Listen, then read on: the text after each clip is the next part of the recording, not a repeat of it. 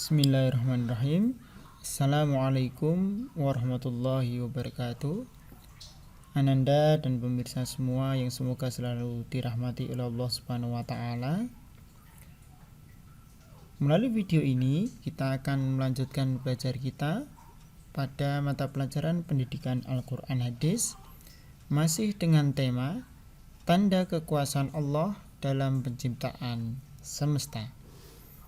Masih bersama saya Miftahul Falah Islami. Namun sebelum kita ke materi, mari kita awali dulu dengan membaca basmalah dan berdoa bersama-sama. Bismillahirrahmanirrahim.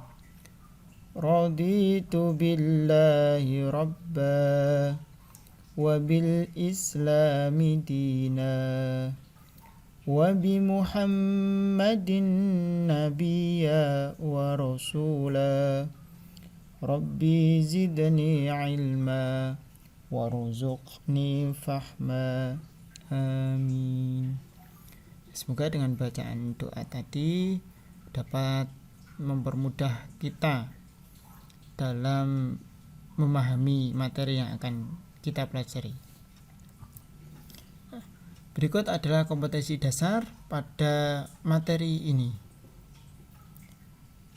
Menghayati ajaran Islam tentang penciptaan alam semesta sebagai tanda kekuasaan Allah, menerima sunatullah, kemudian menganalisis dan mengevaluasi makna, dan membaca maupun menghafalkan ayat maupun hadis tentang penciptaan alam sebagai tanda kekuasaan Allah. Adapun materi pokok pada bab ini ada 5, dan pada video ini kita akan fokus ke pokok materi yang kedua, Quran Surat Al-Ankabut, Quran Surat ke-29 ayat 44. Dari materi tersebut, indikator yang harus kita capai dalam pembelajaran melalui video ini adalah kita bisa membiasakan diri untuk membaca kalimat tasbih ketika mengagumi kekuasaan Allah dalam kehidupan sehari-hari. Yang kedua, menjaga kelestarian alam dengan rajin mengikuti kegiatan kerja bakti. Dan yang ketiga, menganalisis makna Quran Surat Al-Ankabut, Quran Surat ke-29 ayat 44, baik per kata maupun secara keseluruhan. Dan mendemonstrasikan hafalan Quran Surat Al-Ankabut, Quran Surat ke-29 ayat 44, sekaligus mengidentifikasi hukum bacaan yang ada di dalam Quran Surat Al-Ankabut ayat 44. Berikut bunyi Quran Surat Al-Ankabut, Quran Surat ke-29 ayat 44. Bagi Ananda yang sudah mahir, sudah lancar membaca, silakan bisa dibaca secara mandiri. Namun yang belum, mari kita baca terlebih dahulu bagian demi bagian untuk mempermudah kita dalam membaca dan mempermudah kita dalam menghafalkan. Yang ini terbaca khalaqa. Nah, ini lafaz Allah ketika digabung khalaqallahu. Nah, ini as-samawati ketika digabung khalaqallahu samawat. Nah, ini haknya ini, hunya ini masuk ke sin karena di sini ada tasdid. Hukum bacaannya nanti kita bahas setelah ini. Jadi alif lam samsiyah. Nah, khalaqallahu samawati wal ard. Nah, ini wal ardo. Kemudian yang terakhir bil haqq. Nah, ini bil haqq karena ini termasuk huruf qalqalah maka harus dipantulkan. Nah, jadi hanya ini ditekan ke ko, bil haqq. Nah, itu ya. Huruf qalqalah baju di to ko. Nah, ini. Kita baca satu baris. Khalaqallahu samawati wal arda bil haqq. Nah, sekali lagi ya. Khalaqallahu samawati wal arda bil haqq. Nah, kita lanjutkan. Ini inna. Ini ada hukum bacaan gunnah. Nun sukun dibaca gunnah. Jadi ditekan dua dan didengar. Inna fi dzalika. Kita baca sampai sini ya. Inna fi dzalika. Ini yang ini la ayatan, tapi karena ini idgham bilahuna, karena ada fathatain bertemu dengan lam, maka taknya ini masuk ke lam.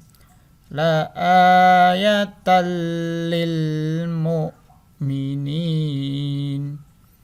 La ayatal lil mu'minin. Ya. Kita baca inna fi dzalika la ayatan lil mu'minin.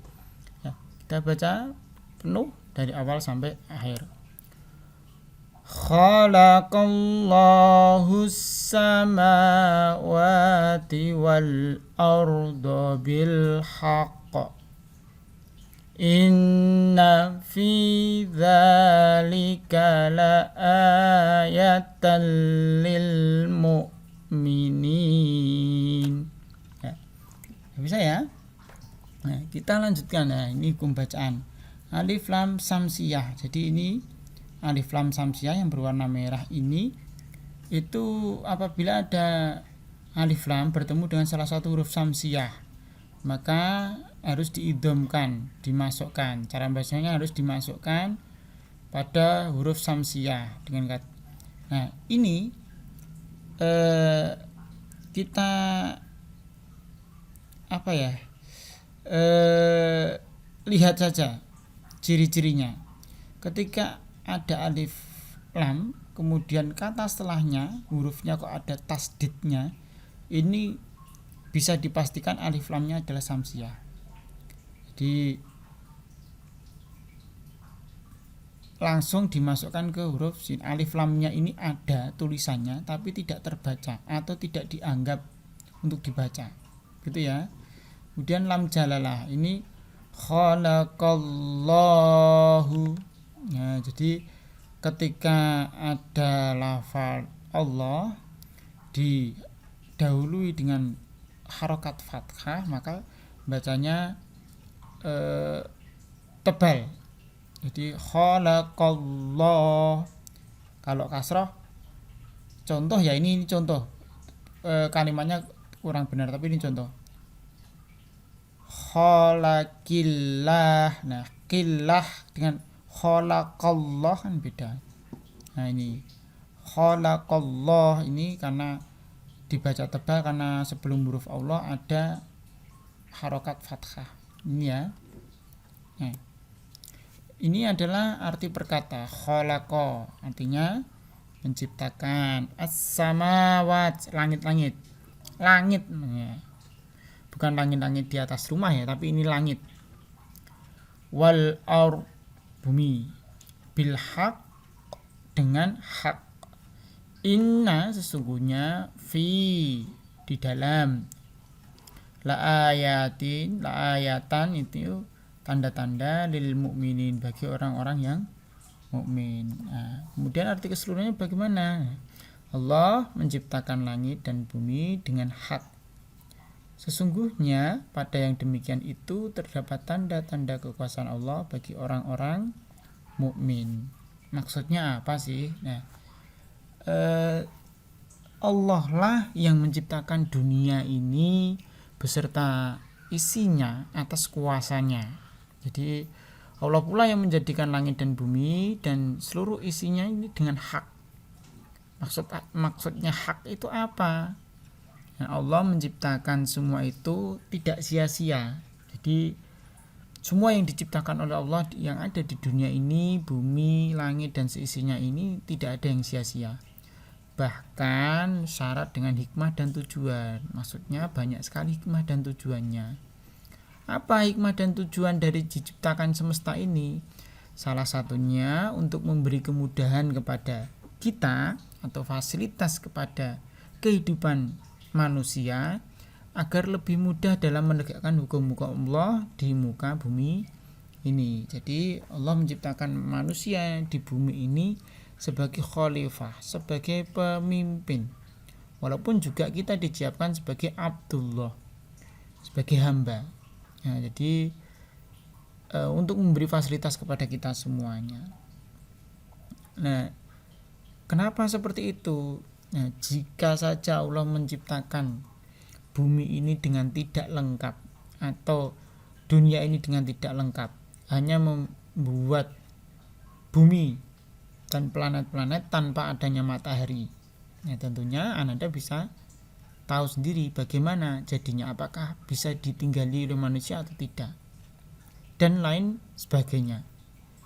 Nah, sehingga ketika kita sudah mengetahui itu, maka muncul rasa kecintaan kita kepada Allah, sehingga kita sebagai pelajar Muhammadiyah, sebagai pelajar dan sebagai hamba Allah, perilaku yang harus kita miliki antara lain harus rajin beribadah sebagai bentuk ketaatan dan rasa syukur kita kepada Allah. Kemudian selalu membuang sampah pada tempatnya sebagai implementasi kita untuk menjaga kelestarian lingkungan yang ada di sekitar kita. Yang lain apa? Menyayangi seluruh makhluk Allah. Maksudnya apa? Ya ketika ada hewan-hewan ya kita sayangi. Dengan cara bagaimana? Ya banyak hal. Bisa dengan cara kita tidak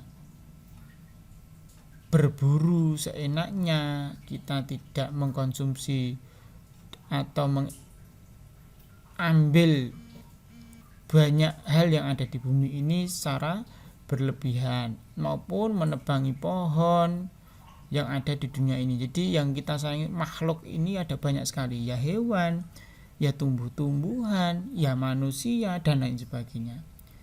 Nah, kemudian menjaga kelestarian tumbuhan yang ada di sekitar. Jadi kalau ada tanaman yang agak kering, tidak tumbuh dengan baik, ya kita siram, kita rawat dan lain sebagainya dengan niatan supaya itu tumbuh dengan baik dan memberikan manfaat yang banyak kepada kita semuanya.